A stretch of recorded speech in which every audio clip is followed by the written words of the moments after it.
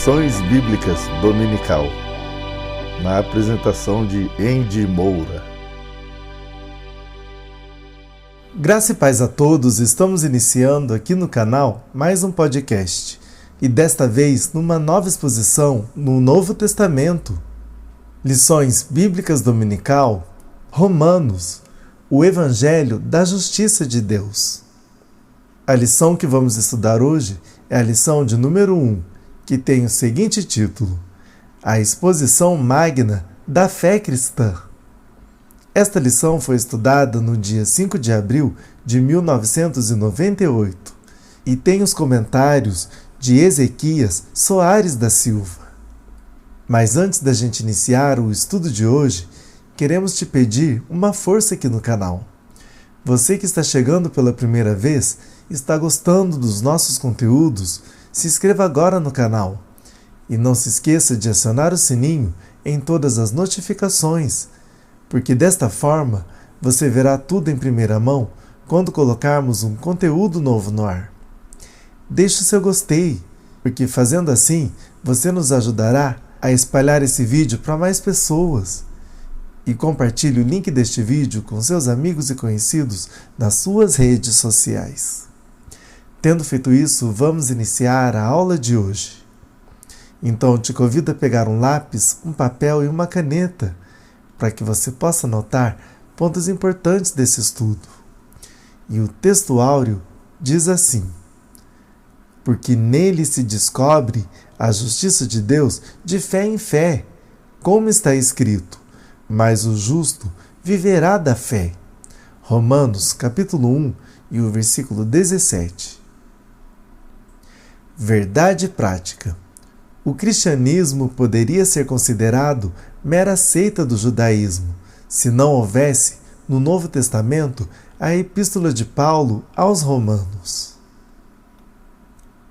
A leitura bíblica em classe se encontra no livro de Romanos, no capítulo 1, do primeiro versículo até o versículo 7, e também os versículos 16 e 17, que diz assim: Paulo, servo de Jesus Cristo, chamado para apóstolo, separado para o Evangelho de Deus, o qual antes havia prometido pelos seus profetas nas Santas Escrituras, acerca de seu filho, que nasceu da descendência de Davi, segundo a carne, declarado Filho de Deus em poder, segundo o Espírito de santificação, pela ressurreição dos mortos, Jesus Cristo, nosso Senhor, pelo qual recebemos a graça e o apostolado, para a obediência da fé entre todas as gentes pelo seu nome, entre as quais sois também vós chamados para serdes de Jesus Cristo. A todos os que estais em Roma, amados de Deus, chamados santos, graça e paz de Deus, nosso Pai, e do nosso Senhor Jesus Cristo. Porque não me envergonho do Evangelho de Cristo, pois é o poder de Deus para a salvação de todo aquele que crê, primeiro do judeu e também do grego, porque nele se descobre a justiça de Deus de fé em fé, como está escrito, mas o justo viverá da fé. Neste trimestre você poderá servir-se da riqueza infindável, que é a Epístola de Paulo aos Romanos, para promover o crescimento espiritual de todos nós. Todos os crentes precisam compreender que diante de Deus são justificados mediante a obra de reconciliação efetuada por Jesus Cristo em seu favor. Agora o crente tem nova vida, segundo o Espírito, e andando em santificação é conduzido à glorificação. Deus, o mais interessado no crescimento da igreja, nos usará para contagiar e falar ao coração, promovendo assim um grande avivamento. Deus nos abençoe. A Epístola aos Romanos ocupa um lugar de alto destaque na literatura judaico-cristã e nos fundamentos doutrinários e teológicos da Igreja. Paulo escreveu aos cristãos em Roma antes de visitá-los pessoalmente.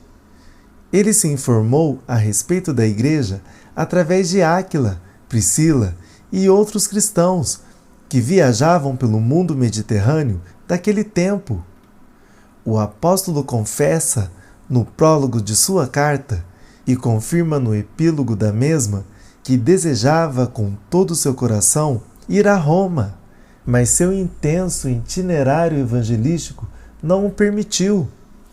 O plano era regressar de Corinto a Jerusalém, entregar a oferta das igrejas gentias aos cristãos em Jerusalém e empreender uma quarta viagem com destino à Espanha, fazendo escala na capital mundial, Roma. Ele realizou a quarta viagem, porém não como planejava. Viajou como prisioneiro e não sabemos se depois conseguiu realizar o plano de ir a outros países da Europa Ocidental.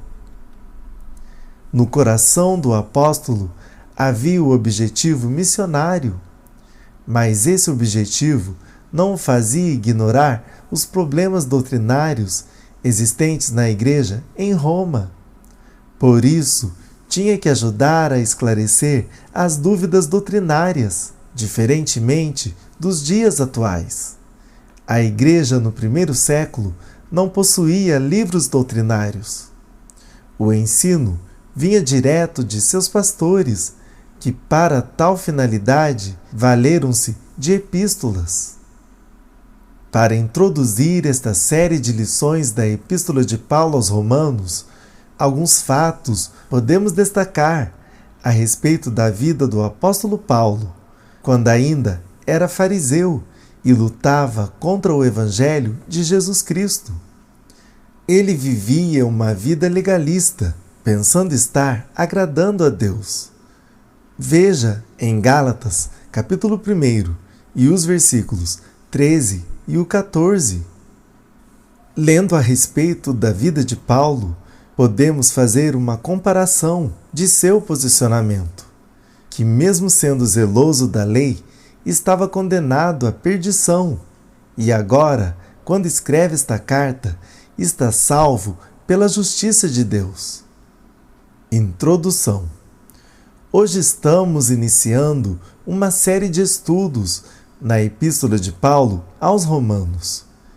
Recomendamos, antes de tudo, que você leia no mínimo 3 vezes a Epístola. A Epístola de Paulo aos Romanos tem mudado muitas vidas, nações e até os rumos da história. Primeiro tópico: informações gerais sobre Romanos. Em primeiro lugar, títulos. Nenhum livro da Bíblia tem tantos títulos como Romanos. Evangelho segundo Paulo, Evangelho do Cristo ressurreto, Tratado teológico paulino, mais puro Evangelho, principal das epístolas paulinas e etc. Desde que foi estabelecido o Corpus Paulinum, no final do primeiro século, Romanos vem ocupando o primeiro lugar entre as epístolas de Paulo, não pela ordem cronológica, mas por sua importância. Em relação ao judaísmo, é uma epístola apologética. Em relação ao cristianismo, é a exposição magna da fé evangélica. Entender Romanos é entender o cristianismo. Em segundo lugar, local e data de Romanos. Com base em Romanos, capítulo 16 e o primeiro versículo, sabemos que o apóstolo encontrava-se em Corinto quando escreveu a epístola, pois Quencreia era a cidade portuária vizinha de Corinto. Paulo estava hospedado na casa de Gaio. Romanos capítulo 16 e o versículo 23. Amigo a quem ele batizou em Corinto. 1 Coríntios, capítulo 1 e o versículo 14. O apóstolo precisava ir a Jerusalém para levar os donativos levantados na Macedônia e na Acaia para os irmãos pobres da Judéia. Pretendia depois ir para a Espanha, passando a Roma.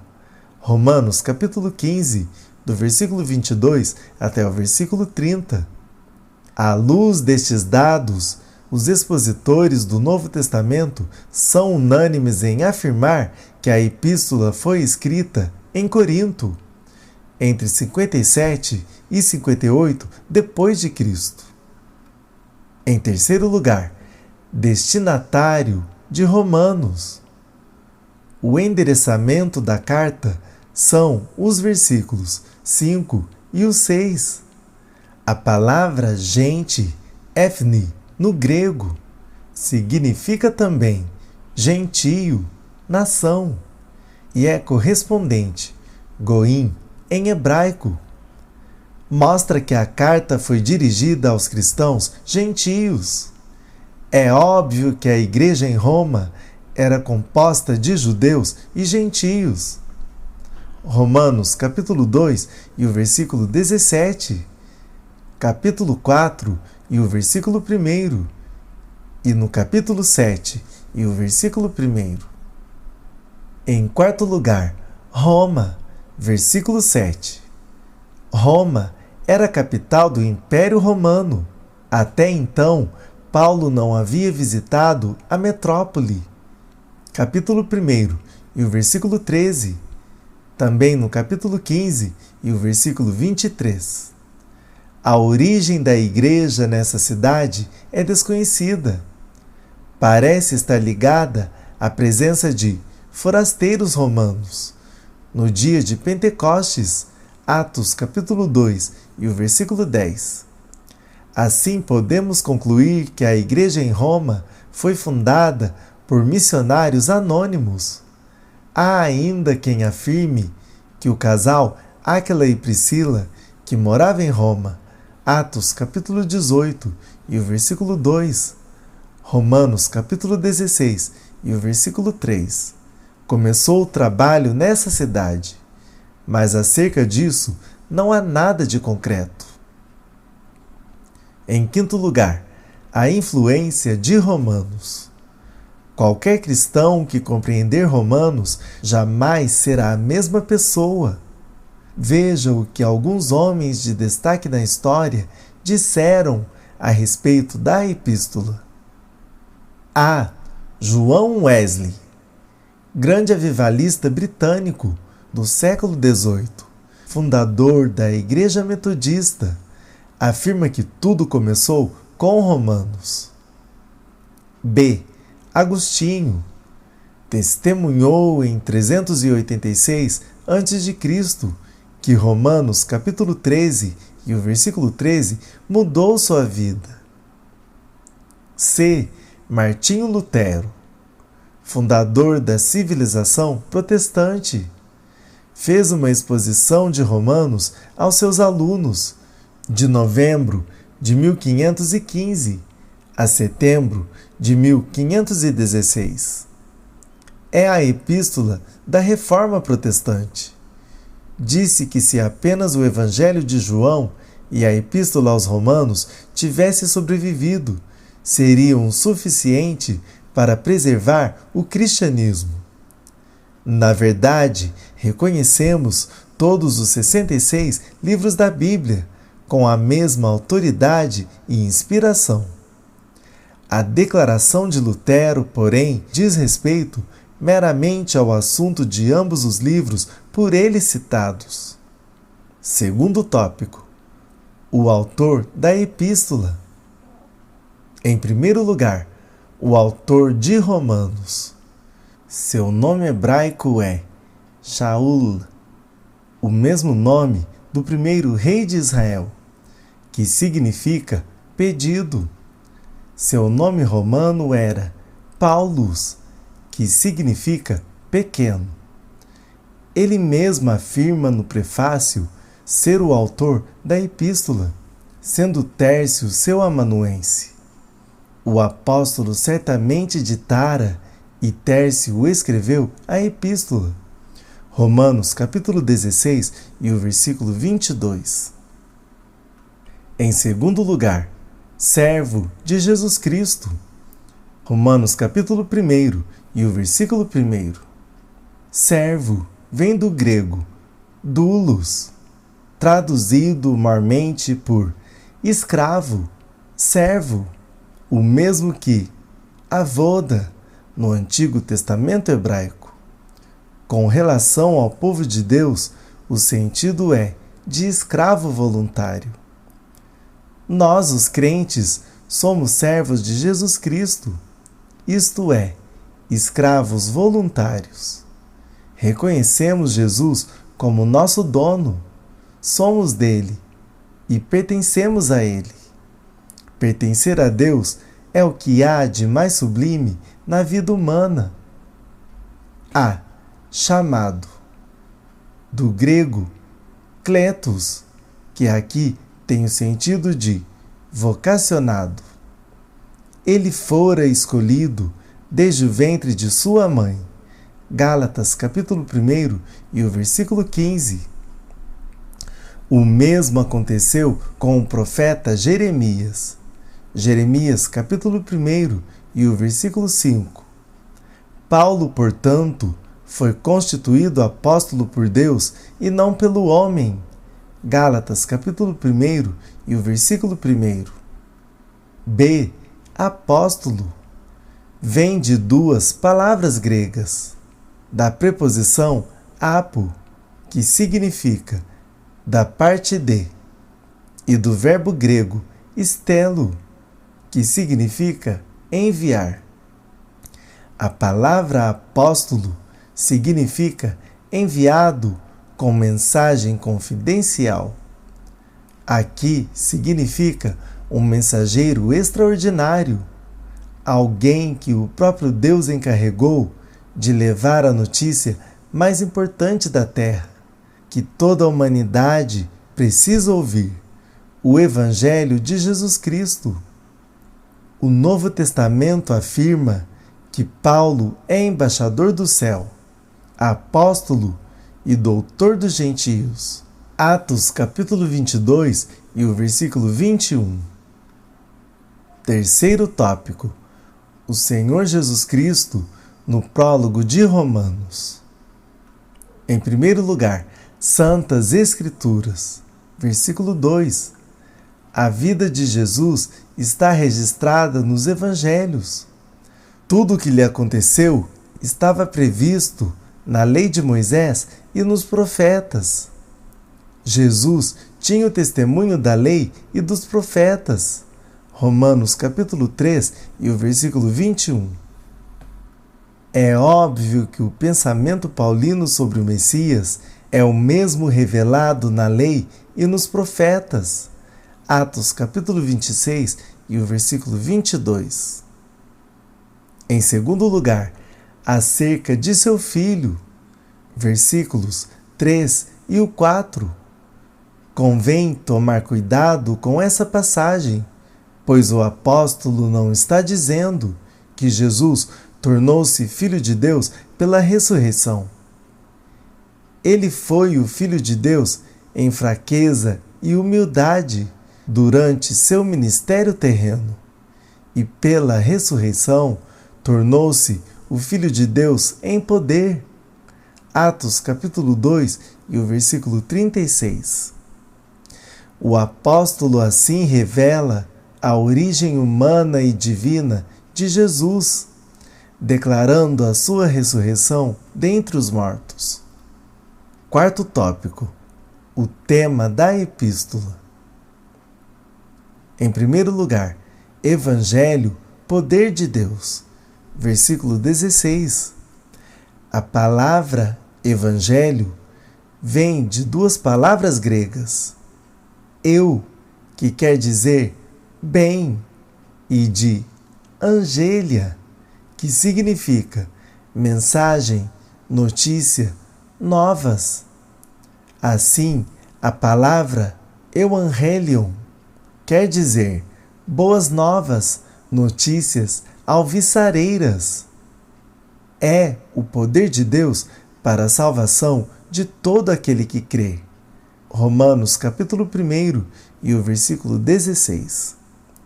A mensagem é que Cristo salva o mais vil pecador. João capítulo 3 e o versículo 16. A expressão não me envergonho é uma figura de linguagem chamada litotes, que significa afirmar pela negação do contrário. Em segundo lugar, revelação da justiça de Deus.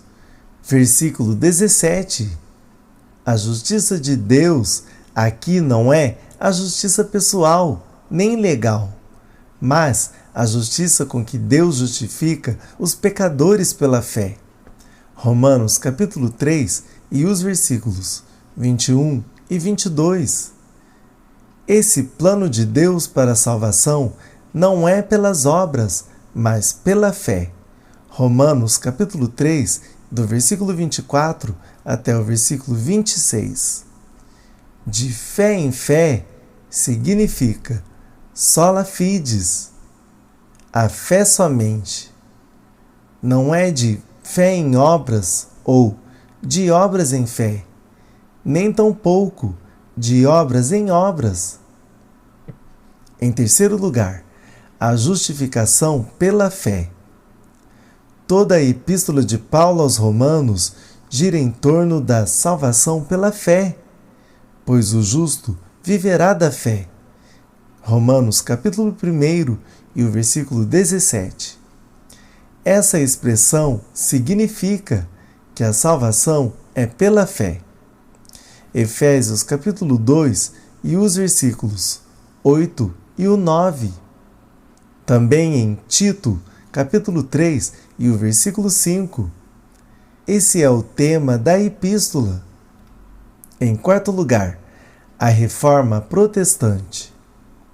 Martinho Lutero nasceu em 1493, em Eisleben, Alemanha. Ingressou na Universidade de Erfurt em 1501 para estudar direito. Em 1505, entrou num convento, onde tornou-se monge. Foi Romanos capítulo 1 e o versículo 17. O justo viverá da fé, que mudou toda a sua vida e todo o curso da história. H. Halley. Em 31 de outubro de 1517, Lutero fixou na Catedral de Wittenberg as 95 teses, dando início à Reforma Protestante e rompendo com a Igreja Católica. Traduziu a Bíblia para a língua alemã e levou avante a obra da Reforma. É o autor do hino Castelo Forte, cantado hoje em muitas línguas em todo o mundo evangélico. Faleceu em 1546. Conclusão: a justiça de Deus é a revelação fundamental do Evangelho. Através de Romanos, o cristão pode compreender melhor o que Deus fez em seu favor, mediante Jesus Cristo. Assim, você deve, em primeiro lugar, ler a referida epístola repetidas vezes, com oração e humildade. Se possível, até decorar para ruminar suas palavras no dia a dia. Deve procurar entender o que o apóstolo quer dizer com lei, graça, fé, justiça, carne, espírito e etc. E assim finalizamos mais um podcast. Romanos, o Evangelho da Justiça de Deus.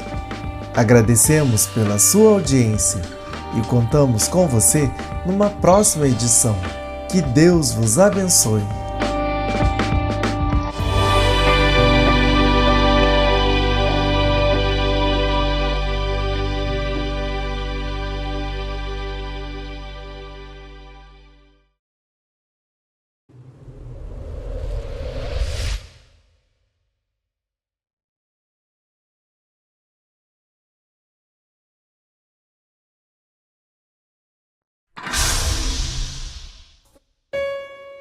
E este Evangelho do Reino será pregado em todo o mundo habitado, como testemunho a todas as nações, e então chegará ao fim. AM RL3, o canal da família cristã.